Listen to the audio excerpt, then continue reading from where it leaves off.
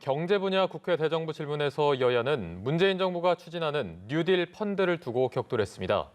국민의힘이 설익은 선심성 정책이라고 날을 세운 가운데 민주당은 경제 선순환을 위한 정책이라고 맞받았습니다.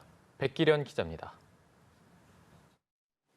경제 분야 대정부 질문에서 여야는 문재인 정부가 추진하는 뉴딜 펀드를 두고 첨예하게 맞섰습니다.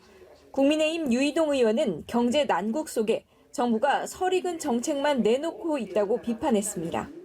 선거 때 반짝 수익을 이런 형태로 올려가지고 표심을 사고 이후 손해는 정부와 금융기관이 지게 된다면 정권은 생색만 내고 손실은 국민이 낸 세금으로 떠안는 구조가 이 펀드 아닙니까? 저는 의원님께서 그렇게 말씀하시는 구조를 한 번도 생각해 본 적이 없습니다. 전혀 그런 개입할 여지가 없습니다. 여당은 부동산에 쏠린 유동자금을 뉴딜 펀드로 유입시켜 한국 경제 선순환을 만들어야 한다고 반박했습니다.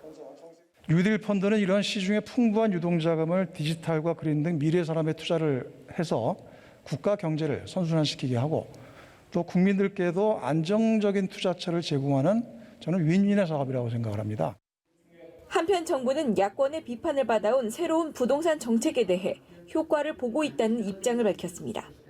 부동산 상승세가 서울 같은 경우에는 감정원 통계로 0.01%가 된 게 한 4, 5주 정도 되고 특히 강남 4구 같은 데는 한 4, 5주 정도 지금 0.00% 그러니까 상승세가 멈춘 상태입니다.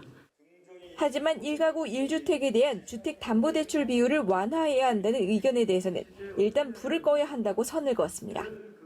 지금은 부동산 시장이 과열되어 있다고 봐야 되기 때문에 정말 그 잘못된 시그널이 가면 다시 말해서 부동산 시장이 다시 들썩일 수 있는 시그널은 절대 줘서는 안 되기 때문에 정 총리는 부동산 시장 정상화 이후 검토하겠다고 말했습니다. 연합뉴스TV 백기련입니다.